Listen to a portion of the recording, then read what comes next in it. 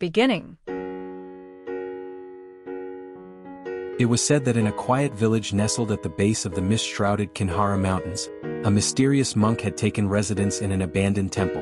The villagers whispered tales of strange sounds at night, flickering lights that danced through the cracks of the old wooden doors, and an aura that felt both inviting and unsettling. Nobody dared approach the temple, nobody except for one, a young man named Ravi. Ravi's life had been one of restlessness. Ambitious but aimless, he felt as though he were chasing shadows. He had heard the rumors of the monk in the temple and had been skeptical. Yet, a nagging curiosity drew him toward it. Perhaps it was the promise of answers or a sense of rebellion against his mundane existence. Whatever it was, one moonlit night, Ravi decided to climb the winding path to the temple. As he approached the temple gate, the air felt thicker as though time itself slowed. The gate creaked open on its own and Ravi hesitated. "Is someone there?" he called out, his voice echoing against the mountains. There was no reply. Gathering his courage, he stepped inside. The temple courtyard was overgrown with weeds, but the faint glow of lanterns illuminated a central hall. Inside, sitting cross-legged on a simple mat, was the monk. He looked up as Ravi entered, his eyes calm yet piercing as though he could see straight into the young man's soul. "You've come," the monk said simply. Ravi blinked in surprise. "You were expecting me?" The monk smiled faintly. "Not you specifically, but someone like you. Sit." Though hesitant, Ravi sat before the monk. The room was silent except for the soft rustling of the wind through the temple walls. Finally, Ravi spoke. "Are you really a monk? Why are you here, living alone in this place?"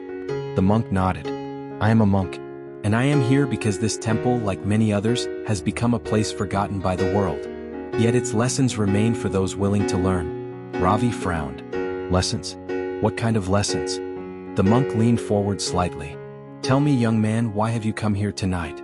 What is it you seek?" Caught off guard, Ravi hesitated. "I don't know," he admitted. "Maybe I'm just bored. Maybe I'm looking for something. Meaning, perhaps."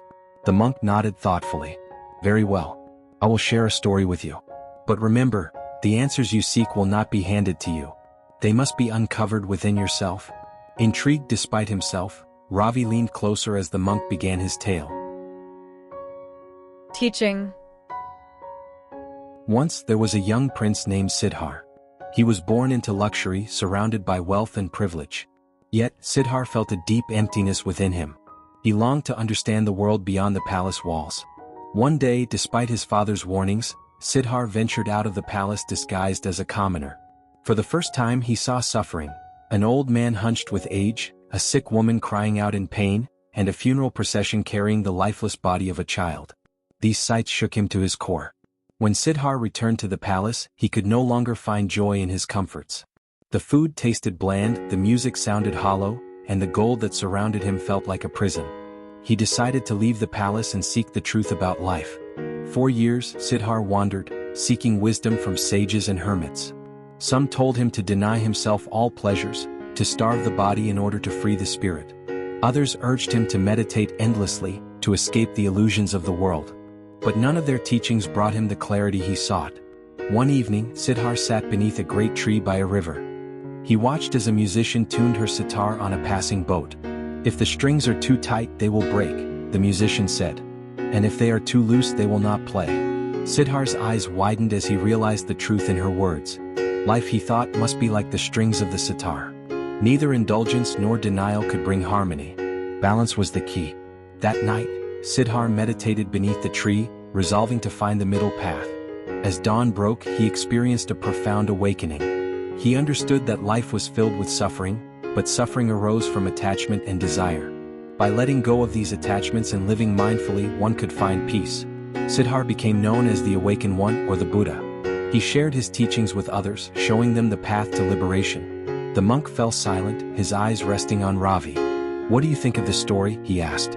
Ravi frowned, his mind racing.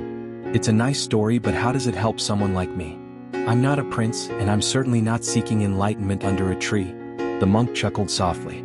"The story is not about the tree or the palace. It is about the choices we make in our lives. Tell me, Ravi, what are the strings in your life?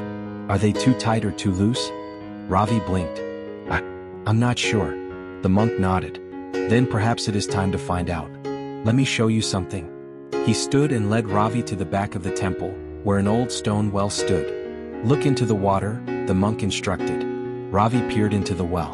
At first, he saw only his reflection, distorted by the rippling surface. But as the water stilled, he saw something else. A version of himself weighed down by chains, struggling to climb a steep hill. The sight sent a shiver down his spine. "What is this?" he asked, his voice trembling. "It is your mind," the monk said. "The chains represent your attachments, the hill your endless striving. You are trapped, Ravi, because you have not yet found balance. But you can free yourself if you choose." "How?" Ravi whispered. The monk smiled gently. "By walking the middle path. Begin by observing your life. What do you cling to? What do you fear? Learn to let go of what does not serve you and embrace the present moment." Conclusion. Over the following weeks, Ravi returned to the temple, seeking the monk's guidance. He began to meditate, to reflect on his desires and fears. Slowly, he started to see the chains that bound him. His need for validation, his fear of failure, his constant chasing after things he thought would make him happy. One day, as he sat by the well, Ravi looked into the water and saw a different reflection. This time, he saw himself standing tall, the chains broken, a peaceful smile on his face. He turned to the monk who stood nearby. "I think I understand now," Ravi said. "It's not about achieving some grand goal or becoming someone else. It's about finding peace with who I am right here, right now." The monk nodded, his eyes twinkling.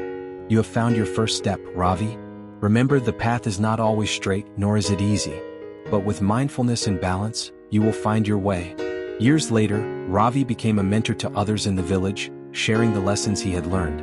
The temple, once abandoned, became a place of refuge and wisdom. And though the monk eventually moved on, his teachings lived on in the hearts of those he had touched.